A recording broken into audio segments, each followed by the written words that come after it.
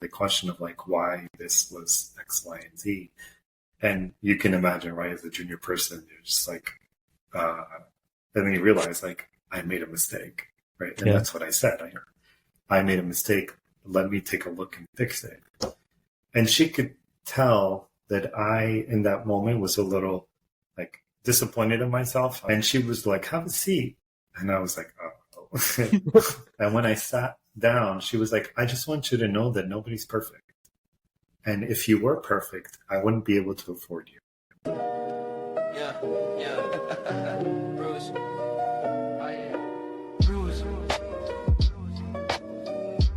Welcome, Renato, to the Bizarra Brews podcast. How are you doing today? How's the week going? Yeah. No, I'm great. Thank you for having me. It's good to have this conversation. Yeah. Are you guys busy for the 10/15 deadline? Yeah, we are with all of our state filings. We just wrapped up our federal. So, fun activities in the world of tax. Yeah. This is like the second busy season of the year, right? That's right. That's right. Perfect. So I'll jump right in. Why don't you just for the audience, you spent 20 years in tax. You've been through public accounting and then private accounting. Why don't you walk us through first, why did you pick tax as a career to go towards? Yeah, it's interesting. And I actually like telling this story because I always say I didn't pick tax. Tax picked me. And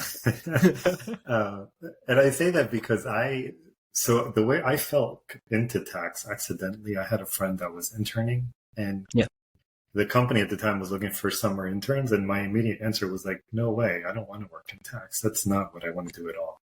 But it was an opportunity to, make extra income for a summer. And so I decided to do it. And what was supposed to be a summer internship turned into 20 plus years after. Here I am, a VP of tax at a global company, so. That's interesting. So what was that first internship experience like? Were you doing a lot of filling out forms, doing tax returns? A little bit of everything. So we definitely did, the administrative stuff, mailing returns, right? Filling out certifieds. I became an expert on certified mail.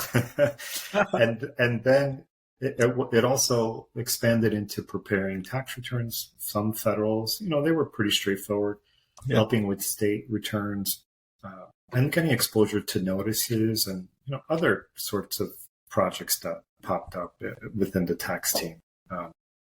And so I started to see right away, okay, this is not really what I want to do, but I was curious because I felt like there was always working towards a solution, working towards problem solving. And those are the things that I enjoy, right? And so that's what sort of captivated me initially. So, okay. So which area of tax were you starting off? Because I know people think, or people outside of tax think we just do taxable income times 21%. That's the end of our story. But so many different areas, and especially when you're starting right out of college, I didn't even know how to get started in tax. So where did you start and where did you find your footing? Yeah, so I would say initially I was doing mostly state, just because I think maybe that was the easiest thing for the teams to hand off to me as an intern. So I did mostly state and then a little bit of federal tax. And as I began my career, I was in so I ended up working at that company full time. So the internship transitioned to a full-time role. And then I was doing federal, state compliance and provision. Gotcha. Okay. And then you've done transfer pricing as well, which is not very common for tax professionals to do. Yeah. I followed a very untraditional role. And so I'm glad we're having this conversation because I did start in state, right, compliance, provision, and so forth. And then I've always been very curious. I wanted to understand how things work, right? How the business works, what kind of drives things, from a bigger picture point of view, right? Yeah. And when I learned about transfer pricing and an opportunity presented itself, I decided to pursue it because I felt from what I knew that was going to allow me to really understand what drives value in companies and how they work, how their business models work, right? How they generate revenue. Yeah. And so I pursued that opportunity. And with transfer pricing, I I spent a good amount of time in transfer pricing and in public accounting and transfer pricing. And then that took me also international. So I pivoted from initially being in domestic to then going into full on international. And then, yeah, just for the listeners, like transfer pricing and international are both very different things. Like when I was in international, only recently I've learned how to understand how transfer pricing works. Yeah. Like you could be international tax compliance or consulting, and transfer pricing, you would have no idea. Yeah. So were you doing a bit of both on both sides, or?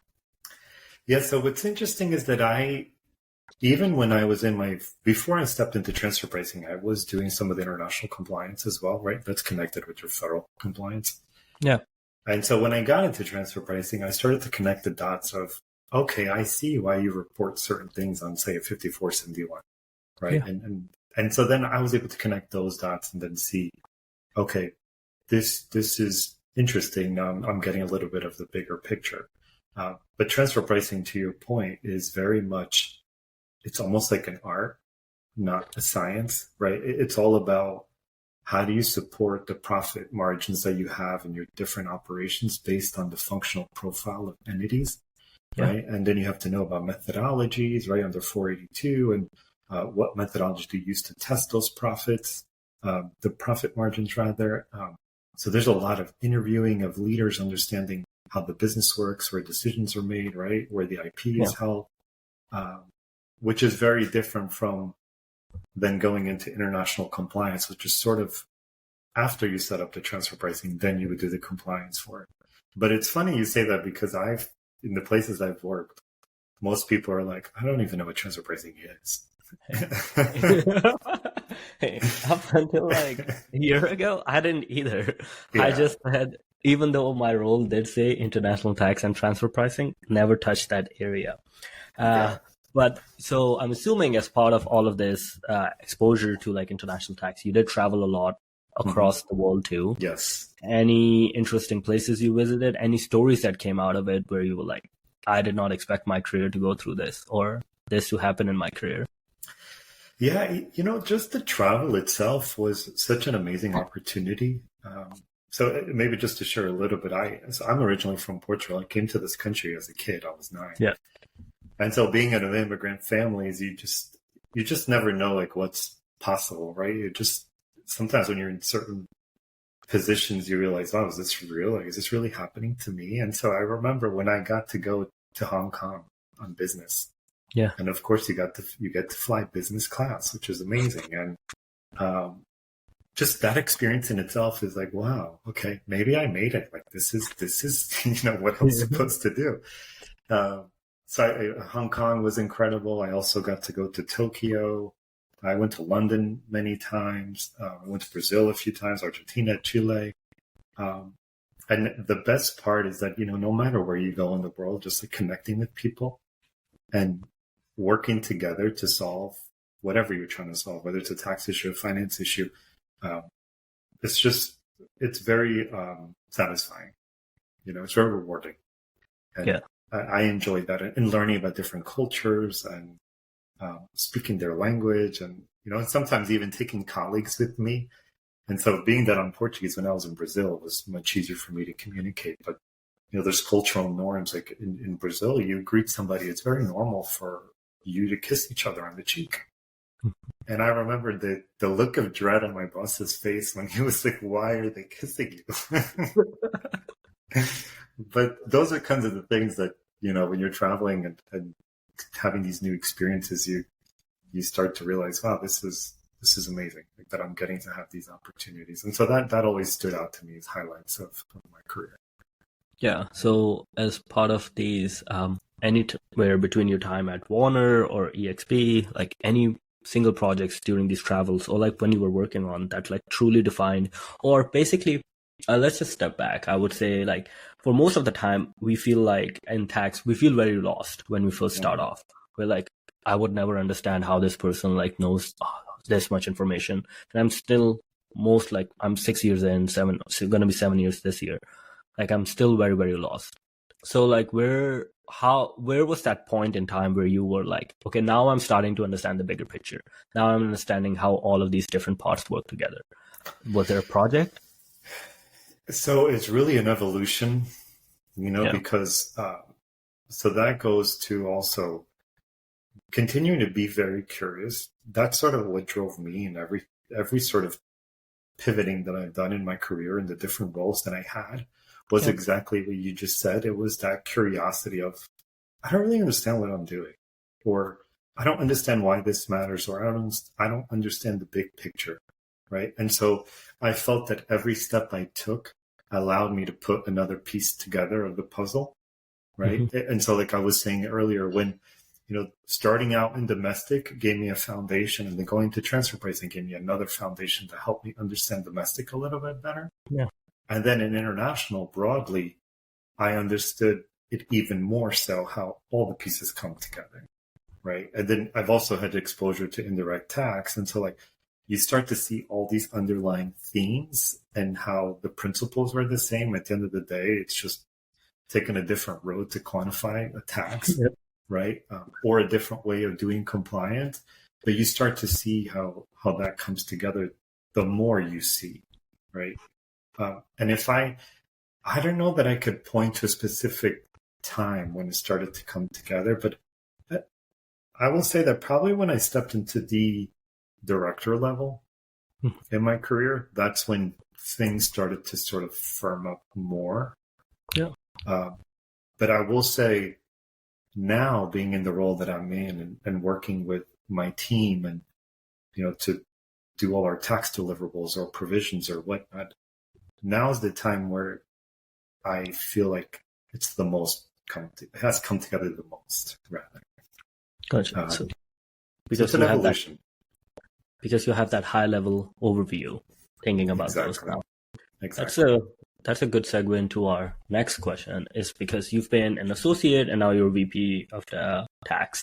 And then between those you have multiple different levels like you've progressed through. So what advice would you have like for professionals who are starting out at these different levels? Like what kind of skill set you thought would like made you really excel at your role at that point? Yeah, that's a really good question. I remember when I was in those more junior roles, just I would sit in meetings, and a lot of times I had no idea what people are talking about, right? Because Yeah. you're junior, you're not privy to certain conversations, and you might not understand some of the concepts that are being talked about. But a lot of what I did is I just sat and recorded internally, right? I recorded how people who were in those positions, how they acted, how they dealt with answering certain questions.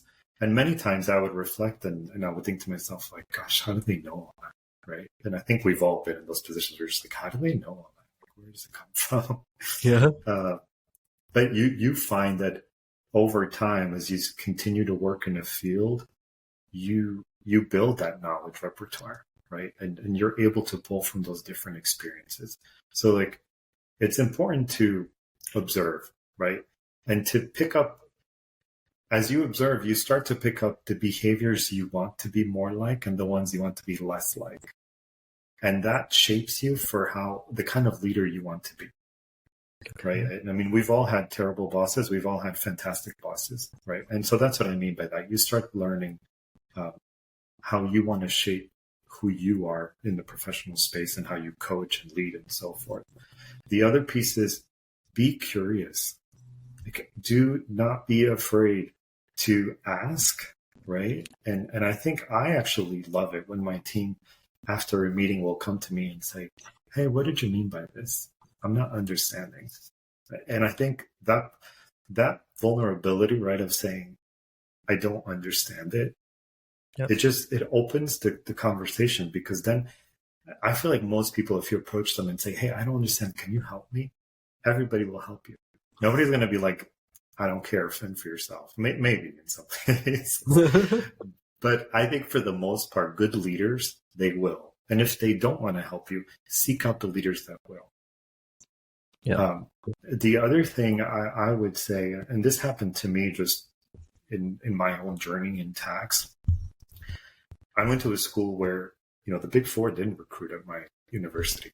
A lot of the big companies you want to work for didn't recruit there either. But I didn't take that as a limit or sort of a stopping point of what I could accomplish. So what I would do is find out where are their career days at other universities that those companies were going to. And I would show up there and talk to the recruiters. And most of the recruiters would be so impressed, how did I even get into the career day when I went to the school?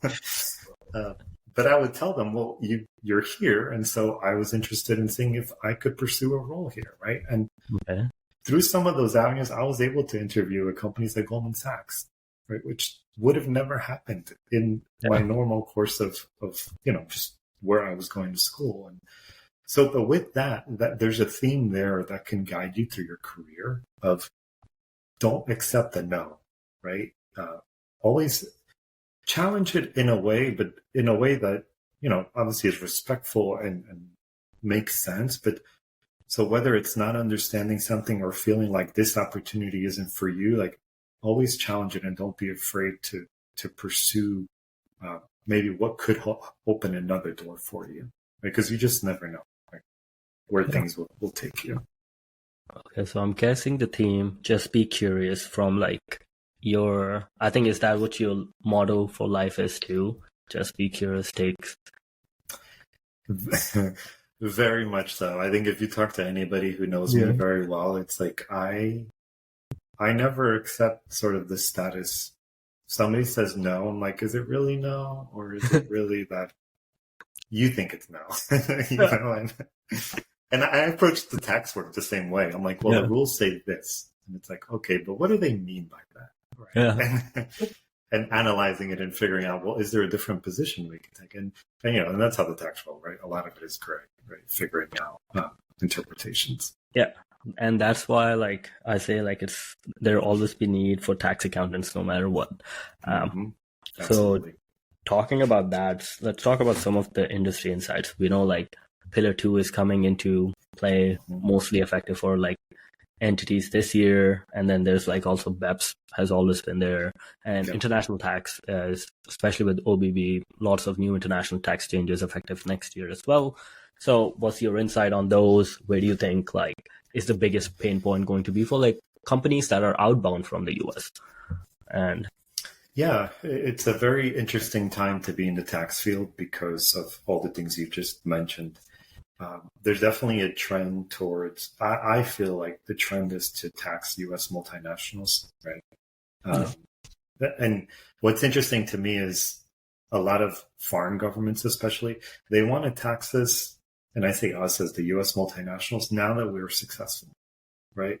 When you think about the companies like Netflix or any other startup that, were loss making for many years, nobody wanted to share the losses then, right? And so everybody wants the upside, which is interesting because this is where my transfer pricing side of the brain is like, but economically it doesn't make sense, right?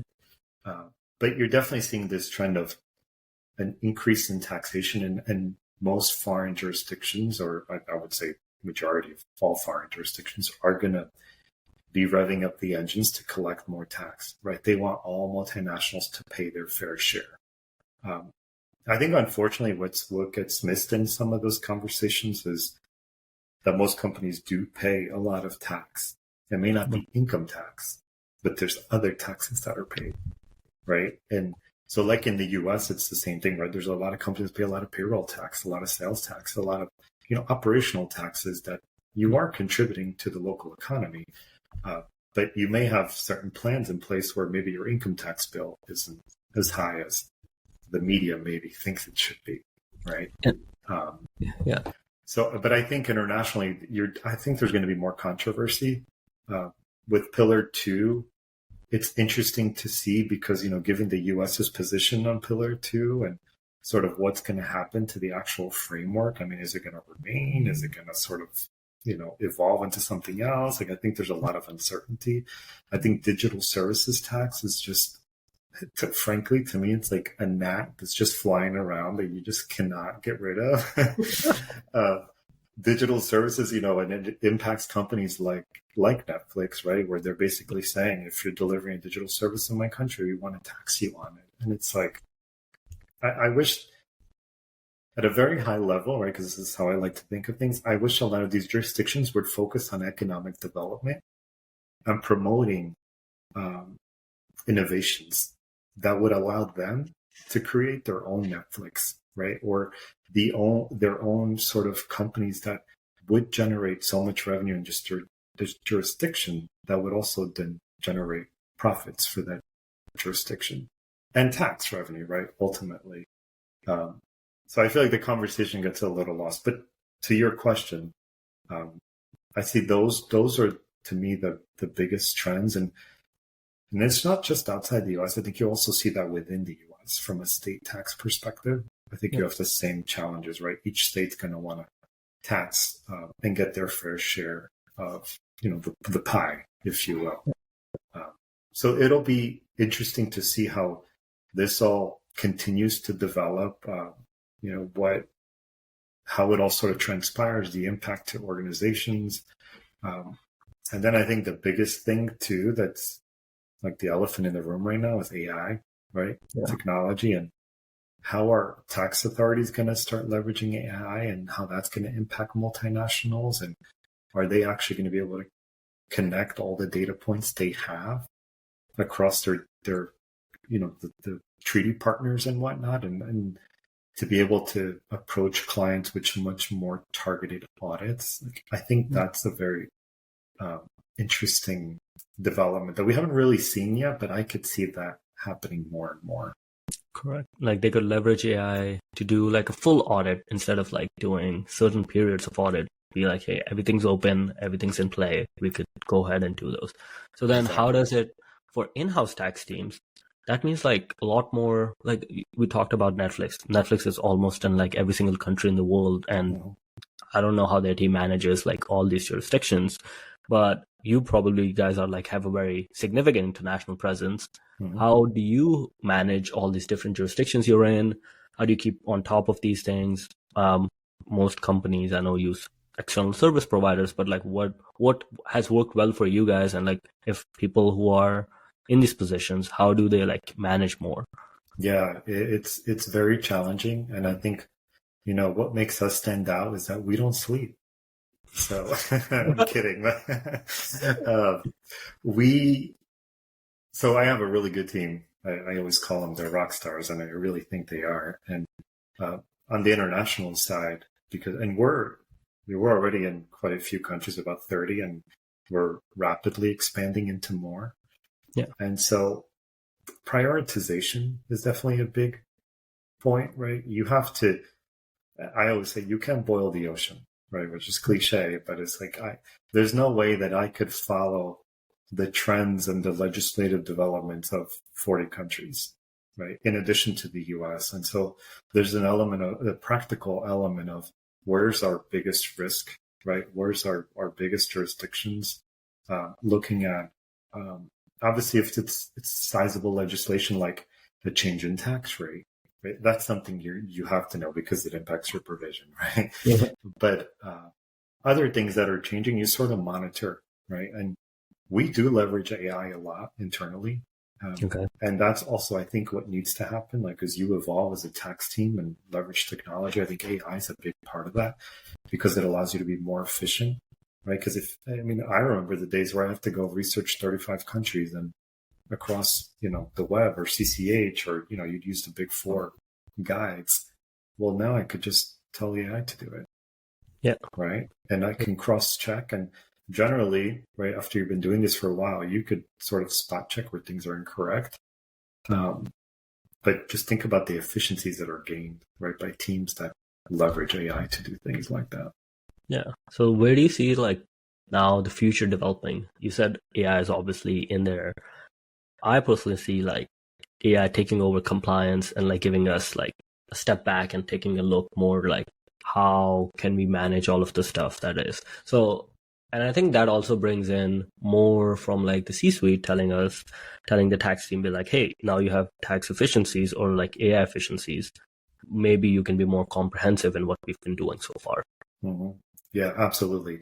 I think AI is definitely ripe to take over repetitive tasks. Yeah. Right. And so you're right. Like compliance, to the extent it's not complex, right? I think AI could do that. I think to some degree, maybe even provision calculations, Or if you think about, there's so many tools out there like Corp Tax, like Bloomberg Tax, and whatever other tax tool you use to do your provision. And if that can be automated through a system, well, it probably could be automated through AI as well, right? Good. But then the question becomes for people who are just maybe someone who's in college, a junior in college, or like someone who's just starting out. And if it's I remember my like basic learning from like everything came just by doing the tax returns, because when you do the tax returns, you see a bigger picture, you like learn the ins and outs.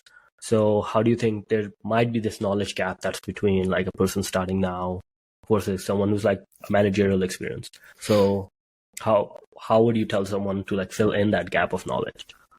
Yeah, it's a really good point, because I think you're absolutely right. I think there will be a knowledge gap. Yeah. And I actually read an article, I think it was last week, that generally it seems like as people are using AI, they're not retaining as much, right? And so I agree with you. I mean, most of my learnings was all through the doing, right? And you understand more when you work through it. And so I think that's going to be the challenge. And I think that's something that organizations will have to work through. Like, I think you should leverage AI. And so I think for me, AI is huge, but I'm at a different place than some of the more junior people, right? And so I've been doing this now for 20 plus years. And so when I ask questions to AI, I'll usually like, this doesn't sound right. And I will press AI on something. But I could see, and I've seen it even just, through my team, how sometimes you don't know what you don't know, right? And so it's like, how do you know what to question AI if you don't really know what AI is telling you, right? And so that's the challenge. For the younger generation, I think you still need to understand the subject matter. I think regardless of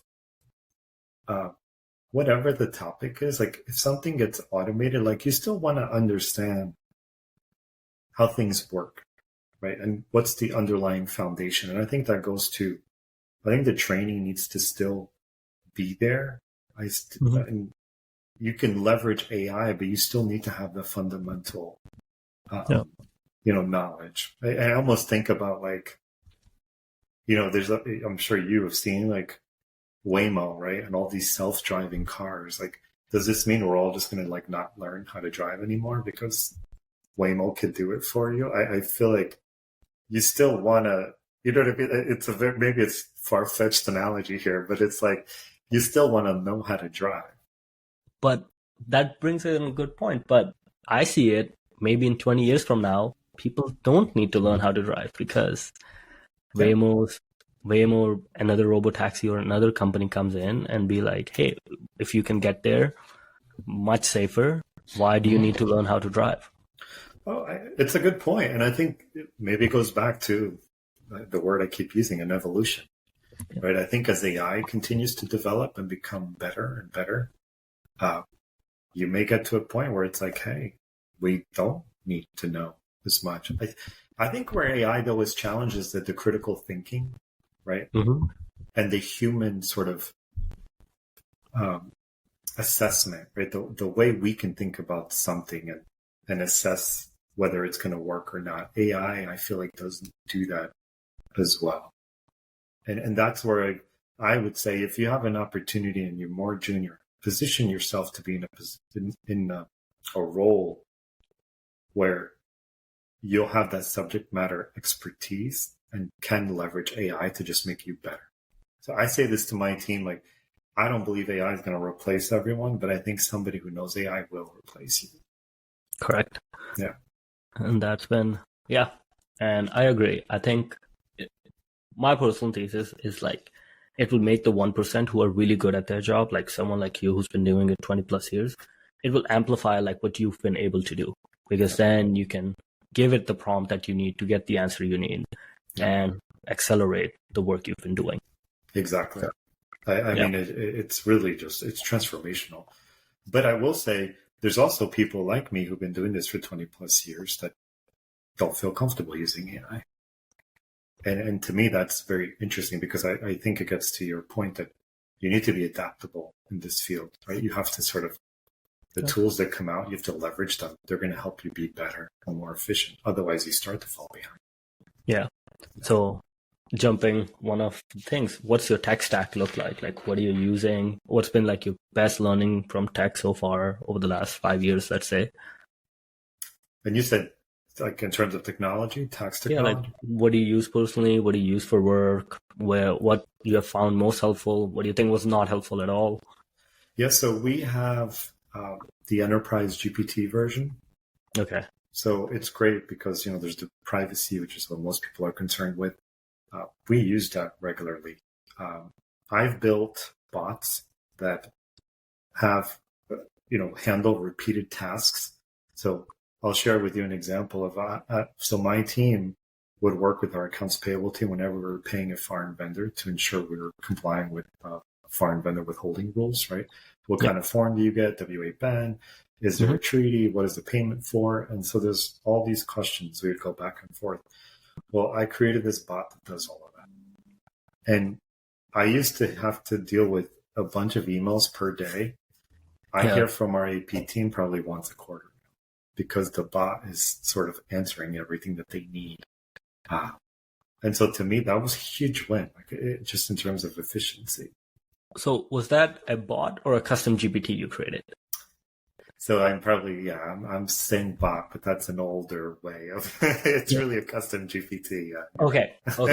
Because right now there's two ways to do it around it, right? Create the custom GPT or create the AI agent that can handle and go flow through this workflow. Right. Okay. Yeah. So one of our final questions, like, what's been like the most memorable project you've ever worked on, and what you learned from it, and then any teachings from that, any advice? Actually, I'm thinking about all the projects I've worked on. Honestly, and this may be cliche to say, but I feel like all the projects I worked on were pretty memorable. I've worked on, and because of the career that I've had and in so many different roles, so I e-filed our first consolidated tax return. So when you first had to e-file, I did that for our organization, and working through that with the system issues and leading the whole team. When I was fairly junior myself, but I was the system administrator for our compliance system. And so that was pretty memorable because I had just, been doing this for a few years. So I was like, that was pretty cool. Like the first ever e-filed tax return, I did that.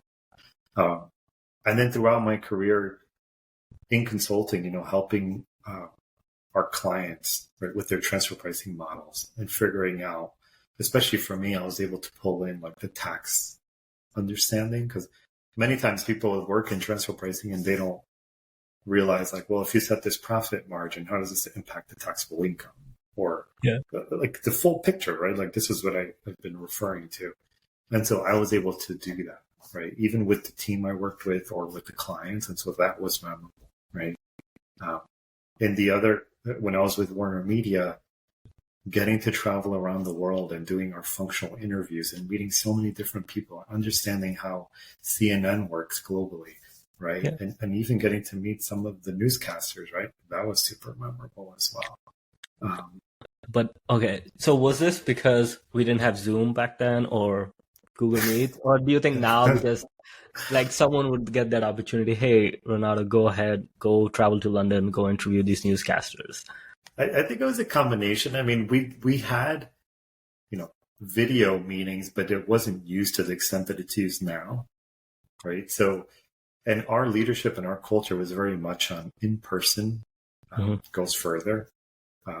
In that context, especially internationally, there was very much a belief of go there. I think it's important to go and build the relationships. And then in the future, you could do video because the relationship is already established.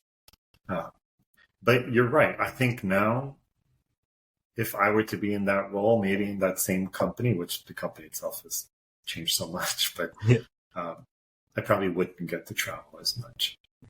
I think generally people don't get to travel as much just because technology is where it is. But I think all of the projects I've worked in, even now with my team, we've sped up our provision closing process by a couple of days, which our financial reporting team absolutely loves. We file our consolidated tax return a month earlier. So those are all very proud moments for me throughout Wait, my whole wait. So let's step back. Provision within 2 days, I don't believe it. Like, okay, so the book's closed, and what do you do? Just dump the TB in and it just runs itself? Sorry, I meant we moved it up. Not it took us more than 2 days. We take 2 days less to do it. Okay. Okay. And I'm like, if you were doing it within 2 days, I need to learn like what exactly you've been doing because I've never, yeah. It's a custom GPT. Yeah, it's like, yeah, you drop in the TV and the AI agent's doing it for you. But yeah, but still heavy, like you're filing it a month early. I think you guys probably, your outside tax providers would love you guys, like the way you guys move so fast. Mm-hmm. Well, like, okay, so, last question on this one. So we talked about leadership. You said like having someone that you could learn from is like really important. I think leadership, like someone, I listened to this earlier and I think it believes in it. Like if you're thinking about starting a new career or a new job, don't think about like the compensation or like what you've been mostly doing. Think more about who you're working for because you spend most of your life at work. So I think that is so big for me. But any like leadership, like anything you remember being like from great leaders that you've learned and like you've like moved on to given back to your teams using those. Definitely. So, and I'm thinking back to when I had my first full-time role and I was a tax accountant. And I remember I prepared a tax return and I made a mistake and it was reviewed and they missed it as well, right? The director missed it. And it went to our SVP of tax. And I literally to this day do not forget her walking down the hall and stopping at my desk with the file and saying and asking me the question of like why this was X, Y, and Z. And you can imagine, right, as a junior person, you're just like, and then you realize like I made a mistake, right? And that's what I said. I made a mistake. Let me take a look and fix it. And she could tell that I, in that moment, was a little like disappointed in myself. I'm definitely harder on myself than I think. Probably should have been, or who knows. Yeah. But I fixed the mistake. I took it back to her, and she was like, "Have a seat."